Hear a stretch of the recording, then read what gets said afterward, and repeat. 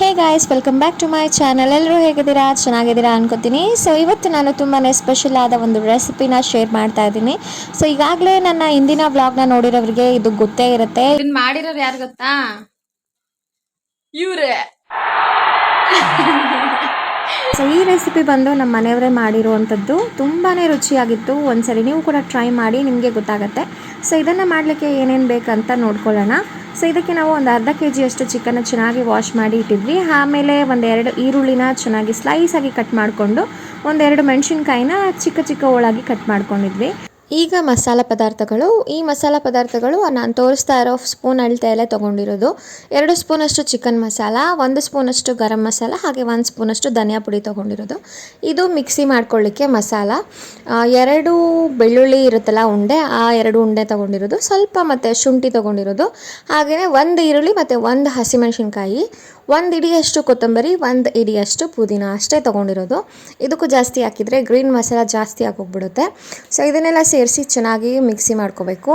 ಇಷ್ಟೇ ಮಸಾಲ ಪದಾರ್ಥಗಳು. ಹಾಗೆಯೇ ಕಟ್ ಮಾಡ್ಕೊಂಡಿರೋ ಈರುಳ್ಳಿ, ಮೆಣಸಿನ್ಕಾಯಿ, ಕೊತ್ತಂಬರಿ ಮತ್ತು ಚಿಕನ್ ಎಷ್ಟೇ ಬೇಕಾಗಿರೋದು ಫ್ರೈಗೆ. ಸ್ವಲ್ಪ ಈ ಮಸಾಲ ಪದಾರ್ಥ ಎಲ್ಲ ರೆಡಿ ಮಾಡ್ಕೊಬಿಟ್ರೆ ಬೇಗನೆ ಆಗೋಗುತ್ತೆ ಫ್ರೈ. ಸೊ ಈಗ ನೋಡಿ, ಕುಕ್ಕರಲ್ಲಿ ಎಣ್ಣೆ ಬಿಸಿ ಮಾಡಿಕೊಂಡು ಕಟ್ ಮಾಡ್ಕೊಂಡಿರುವಂಥ ಮೆಣಸಿನ್ಕಾಯಿ ಮತ್ತು ಈರುಳ್ಳಿನ ಹಾಕ್ಕೋಬೇಕು. ಮೆಣಸಿನ್ಕಾಯಿ ಇದ್ರ ಜೊತೆ ಬೇಡ ಅಂದರೆ ನೀವು ಮಿಕ್ಸಿಗೆ ಇನ್ನೊಂದೆರಡು ಹಾಕ್ಕೋಬೋದು. ಖಾರ ಅಳತೆಗೆ ತಕ್ಕ ಹಾಗೆ ಹಾಕ್ಕೊಳ್ಳಿ.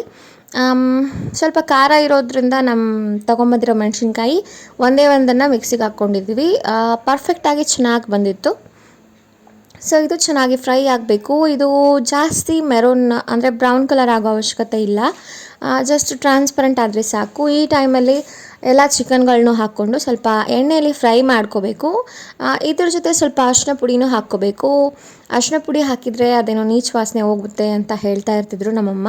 ಸೊ ಹಾಗಾಗಿ ಅರಿಶಿನ ಪುಡಿ ಮಾತ್ರ ಮಿಸ್ ಮಾಡೋದಿಲ್ಲ ನಾನು. ಚಿಕನ್ ಅಂದರೆ ಫ್ರೈ ಮಾಡ್ಕೋಬೇಕಾದ್ರೇ ಹಾಕ್ಬಿಡ್ತೀನಿ.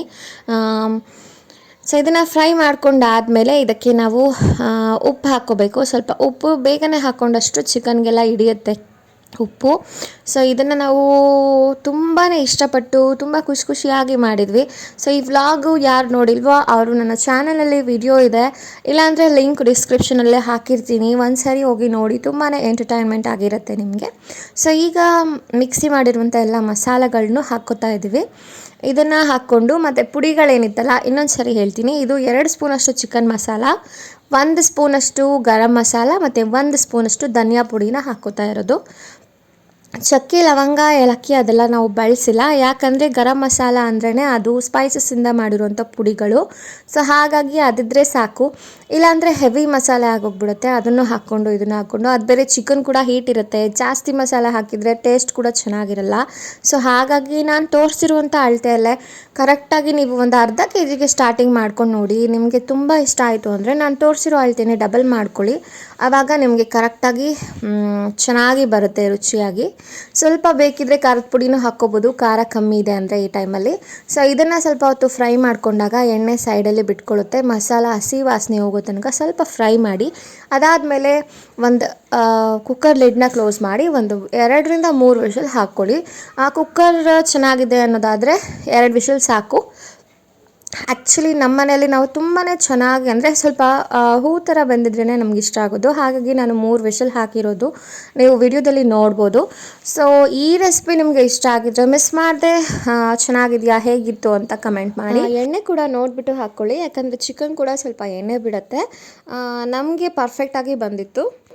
ಹಾಗೆಯೇ ಹಳೆ ವಿಡಿಯೋ ಯಾರು ನೋಡಿಲ್ವೋ ಅವರು ಕೂಡ ಹೋಗಿ ನಮ್ಮ ಒಂದು ವ್ಲಾಗ್ನ ಮಿಸ್ ಮಾಡದೆ ನೋಡಿ ಅಂತ ಹೇಳ್ತಾ ಇಲ್ಲಿಗೆ ಈ ವಿಡಿಯೋನ ಎಂಡ್ ಮಾಡ್ತಾ ಇದ್ದೀನಿ. ಮತ್ತೆ ನೆಕ್ಸ್ಟ್ ವಿಡಿಯೋದಲ್ಲಿ ಸಿಗ್ತೀನಿ. ಅಲ್ಲಿವರೆಗೂ ಟೇಕ್ ಕೇರ್, ಬಾಯ್ ಬಾಯ್. ಇವ್ರೆ.